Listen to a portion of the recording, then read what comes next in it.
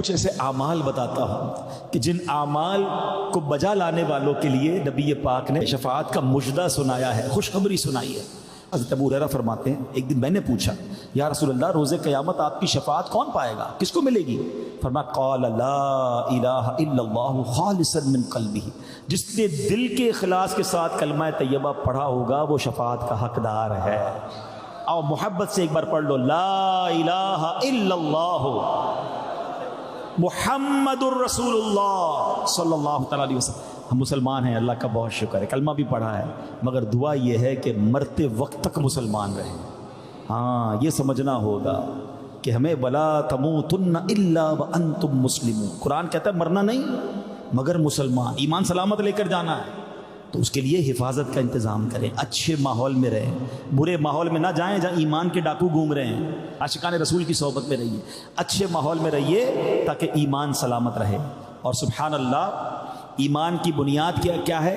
سبحان اللہ، ایمان کس کو کہتے ہیں؟ ایمان کی اصل دل کی تصدیق کرنا، ایمان دل کا معاملہ ہے، ٹھیک ہے؟ اللہ پاک پر ایمان، رسول پاک علیہ الصلوۃ والسلام پر ایمان، نبیوں پر ایمان، کتابوں پر ایمان، یہ سب جو ایمان کی بنیادیں ہیں ان سب پر ہمارا یقین عشق کی حد تک ہونا چاہیے۔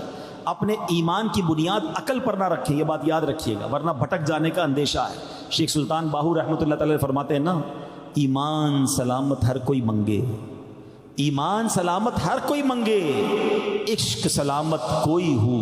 عشق تو کوئی سلامت مانگتا ہے، ارے عشق سلامت، اگر ایمان عشق پر بنیاد رکھ دی نا تو پھر ایمان کہیں نہیں جاتا ہے۔ وہ کہتے ہیں نا، عقل کو تنقید سے فرصت نہیں، عشق پر اعمال کی بنیاد رکھ۔ ہر چیز میں لاجک نہ ڈھونڈا کرو، میری آپ کی عقل تھوڑی، ہماری اوقات ہی کوئی نہیں۔ ہمیں کوئی پڑھا لکھا انجینئر ڈاکٹر مل جائے، اس کی باتیں سمجھ نہیں آتی، کہتے ہیں پتہ نہیں کیسی باتیں کر رہا ہے، میں تو تمہیں سمجھ نہیں آتی کہ وہ ڈاکٹر غلط ہے۔ کسی انجینئر کے ساتھ بیٹھے وہ ہمیں بلڈنگ کی باتیں بتا، ہمیں سمجھ نہیں آتی، ہم کہتے ہیں اس کو بلڈنگ بنانا نہیں آتا، تجھے سمجھ نہیں آ رہی بھائی، اس کی عقل آگے ہے، اس نے زیادہ پڑھا ہے، اس کی نالج زیادہ ہے، اتنی تو ہماری عقل ہے۔ ہم چلے قرآن پر لاجک ڈھونڈنے، حدیث پر لاجک ڈھونڈنے، بھائی مان لو نا۔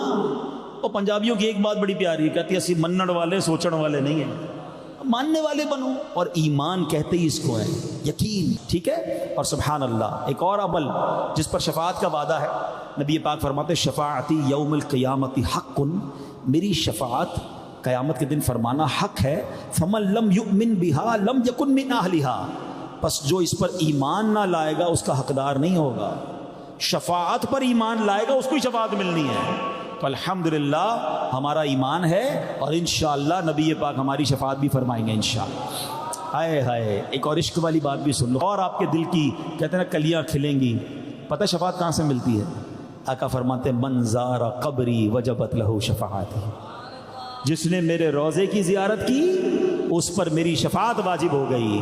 ہائے ہائے، مدینے جاتے رہا کرو، ادھر شفاعت کا وعدہ ہے، شفاعت واجب ہو گئی ہے۔ کوشش کریں، نہیں جا سکتے آنسو بہائیں، مدینے پیسے سے نہیں جاتا ہر کوئی۔ کوئی غریب بیٹھا ہو کہے جناب میں تو مدینے تو امیر ہی جائیں گے، نہیں، یہ بھول ہے تمہاری۔ میں نے اربوں پتی دیکھے ہیں، ساری دنیا دیکھی ہے، مدینہ نہیں دیکھا، اور میں نے ایسے غریب دیکھے ہیں رہنے کو گھر نہیں ہے، کئی بار مدینہ دیکھا ہے۔ ایک اور بات سنو، شفاعت کا کیا وعدہ ہے؟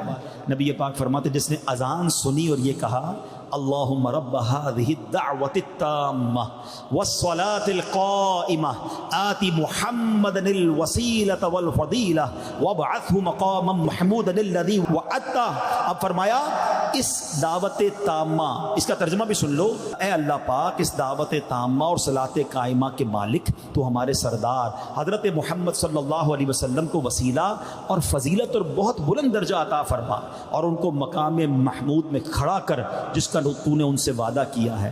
آقا فرماتے جو یہ کہے اس کے لیے میری شفاعت حلال ہو گئی۔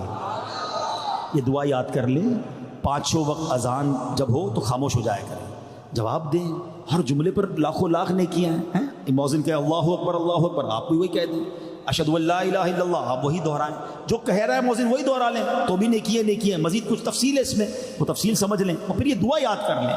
تو جب یہ دعا یاد کر لیں گے اور ہر روز پڑھتے رہیں گے تو انشاءاللہ قیامت کے دن انشاءاللہ شفاعت کا مژدہ مل جائے گا۔ ایک اور حدیث سن لیں، نبی پاک فرماتے ہیں جو شخص دینی معاملات کے متعلق 40 حدیثیں یاد کر کے میری امت تک پہنچا دے گا، میں قیامت کے دن اس کی شفاعت کروں گا اور اس کے لیے گواہی دوں گا۔ اب 40 حدیثیں یاد کر لیں بھائی، آپ کہیں گے یار یہ تو بڑا مشکل ہے، میں اگر کہوں جو 40 حدیثیں مجھے سنائے گا اس کو میں 40,000 روپے دوں گا، اب بتائیں کتنے یاد کر لیں گے؟ لوگ کہیں گے آج رات ہی یاد کر لیتے ہیں حضرت، یہ آپ کہاں جائیں گے، صبح دے کے جائیے گا پیسے، رات میں یاد ہو جائیں گی۔ 40-50 ہزار کے لیے یاد کرو گے، شفاعت کا وعدہ ہے بھائی۔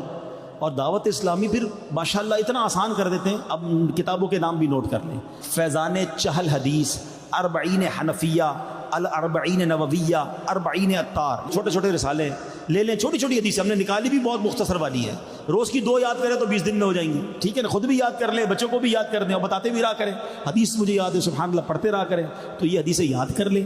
شفاعت کا وعدہ ہے، اللہ کریم سے دعا ہے رب کریم قیامت کے دن نبی پاک کے پرچم تلے جمع ہونا نصیب فرمائے، نبی پاک کے حوض کوثر سے آقا کے ہاتھوں جام کوثر پینا نصیب فرمائے۔